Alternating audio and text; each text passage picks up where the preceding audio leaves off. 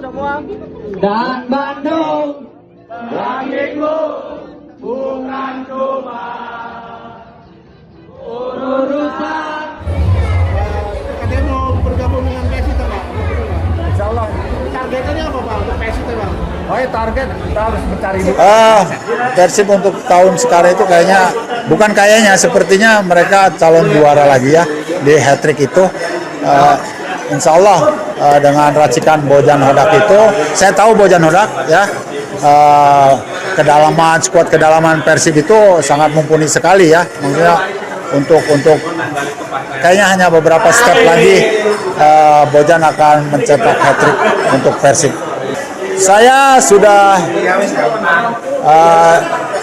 orang yang sangat bersyukur sekali, maksudnya sekelas Bojan Hodak itu sampai datang ke Bandung, karena sebelumnya beliau itu dengan saya ada di Makassar. Saya tahu betul kinerja Bojan Hodak. Optimisnya? Insya Allah dengan hat-tricknya Persib sekarang, next di tahun depan bukan mungkin ya, memang progresnya itu dari manajemen Persib pun akan mempersiapkan prepare untuk di Asianya, di kancah Asianya. Insya Allah akan berbuat banyak untuk Persib ke depannya. Pesan kepada khususnya Beckham Putra yang menjadi ikon baru nih. Beckham tetap berproses, entong besar kepala ya, tetap rendah hati di sana. Beckham, kamu punya potensi ya, perjalanan kamu masih panjang. Beckham, sukses buat Beckham.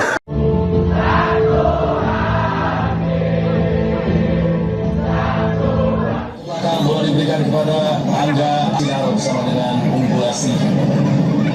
Position masih dilakukan oleh para pemain Antio. Berapa sekali tidak? Sayang sekali tidak di area. Dan counter kali ini menunjukkan bahwa dirinya coba untuk membangun mentalitas terhadap pemain lain ya. Keuntungan selain dia bermain di hadapan pemerintah sendiri, tapi kita tidak boleh inferior untuk gol gawang melawannya melalui permainan langsung dari belakang ini. Betul. Lihat. Ya, selamat kembali di bawah para pemain Indonesia. Pemain sudah mulai bisa beradaptasi ya dengan Indonesia. Melebarkan, satu tendangan tadi.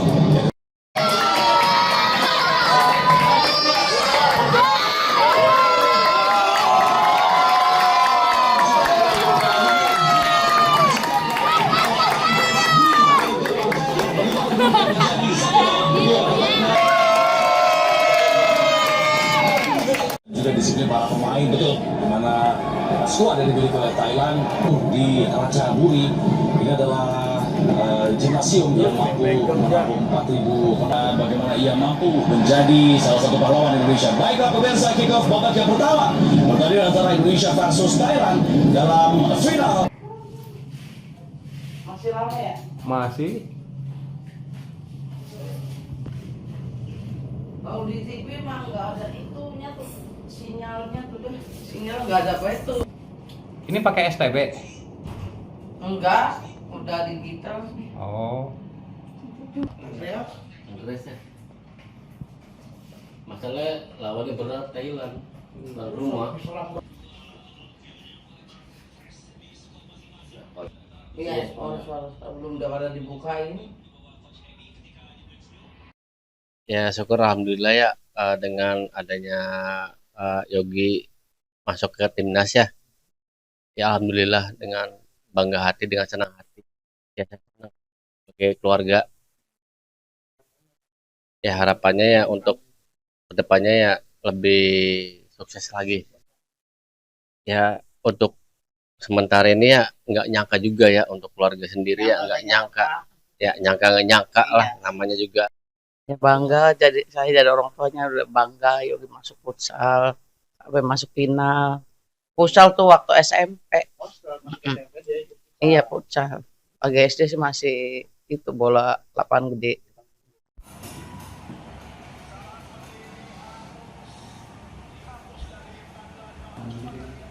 Itu yang lawan mana?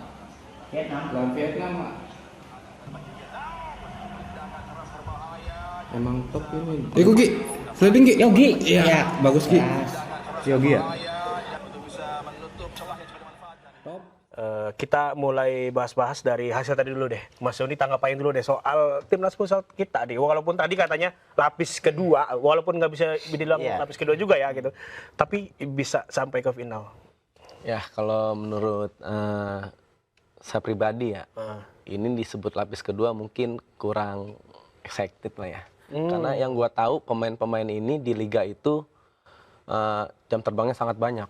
Oh. Jam terbangnya sangat banyak pemain-pemain, apalagi pemain-pemain debut kayak Imam Ansori, Ipang Suma itu lagi bagus-bagusnya. Terus Kenneth juga di Favaga itu lagi bagus gitu. Jadi kalau gue lihat timnas futsal sekarang dengan sistem yang bagus ya, di klubnya bagus, terus semua pelatih juga sekarang udah mulai pakai analis data analis. Jadi setiap pemain individu, tim semuanya terdata dengan rapih. Jadi semua pemain itu saat ini kalau gue lihat di pertandingan kemarin itulah hasil mereka di liga yang bagus sehingga menciptakan pemain-pemain timnas yang bagus. Terlepas dari kata media-media luar ini lapis kedua, kalau menurut gue sih imbang lah ya. Tinggal mereka beberapa tahun ke depan juga udah bisa mengisi kekosongan nanti pemain-pemain senior yang masanya udah mulai redup. Oke, tapi kalau misalkan kita lihat hasil akhirnya juara 2 itu memuaskan atau enggak dari Mas Joni? Ya kalau dibilang memuaskan ya sangat memuaskan ya, karena yang tadi balik lagi pemain-pemain ini banyak pemain debutan yang mampu menunjukkan masuk sampai ke puncak final. Momennya sih kemarin di semifinal sebenarnya. Mereka menang di semifinal, di mana lawan kita jelas ya. Di semifinal itu langganan di Asia itu ya bagus lah. Yang Piala Asia juga ya. Kalau dari Mas Andri gimana Mas Andri? Oke, pertama kita apresiasi dulu ya kepada coach dan juga seluruh pemain. Artinya kalau kita telusuri dari awal ya, target kita di AFF kali ini kan kalau nggak salah ya coach Hector bilang kita cukup sampai semifinal kan.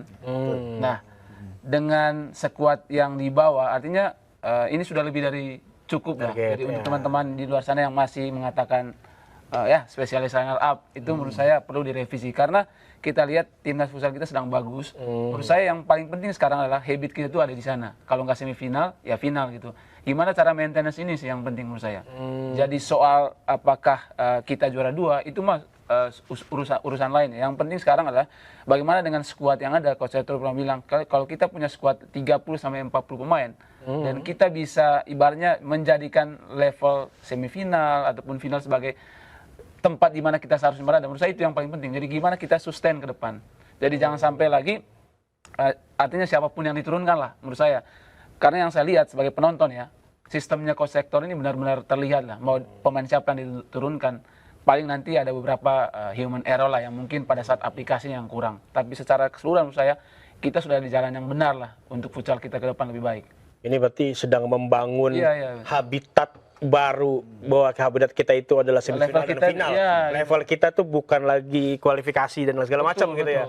Kalau kalah di fase grup agak-agak gimana gitu kan. Karena kita lagi pegang momentum sekarang. Lagi pegang momentum. Tapi kalau lihat keseluruhan turnamen sendiri kita kembali ke Mas Joni, itu overall pemainnya kayak gimana sih? Statistik pemainnya siapa yang paling menonjol, siapa yang ya jelas ya kalau yang paling menonjol rata-rata kemarin pemain yang kemarin bermain di Piala Asia ya pasti ada Dewa, Rizky, sama Yogi. Ya, terlepas dari itu juga banyak pemain-pemain yang sudah bisa menerapkan sistem yang diberikan Coach Hector Sauto. Sehingga siapapun yang dimainkan, yang tadi saya bilang ya data analisnya rapi gitu. Jadi semua staf kepelatihan memberikan yang mereka punya untuk timnas kemarin di Piala AFF ya sangat berkembang lah dengan data-data yang sudah ada. Tapi kalau misalkan kita lihat lagi kan analisis error-error sedikit tadi kayak misalkan di fase grup lawan Australia gitu kan gol kedua Australia kan akibat human error itu faktor-faktor apa sih sebenarnya? Ya kalau itu gugup atau ya kalau seperti itu sebenarnya mental ya, karena rata-rata juga banyak pemain yang debutan juga di timnas AFF kali ini. Jadi ini sangat berguna buat pemain-pemain tersebut, karena kalau mereka tidak diturunkan di Piala AFF, mereka tidak akan dapat untuk selain permainan mereka sendiri dan lain-lain yang kita lihat saat ini banyak pemain-pemain muda di tim AFF, cuman yang tadi luar biasa sih kalau menurut Ngasah saya. mental dulu Iya. ya. Nggak apa-apa deh, kalah sekali, bangkit 2 kali. Bahasa gitu. Stay updated. Info terkini masih banyak. Jangan lupa subscribe, like, dan share YouTube official OKZone. Dan selengkapnya ada di okezone.com.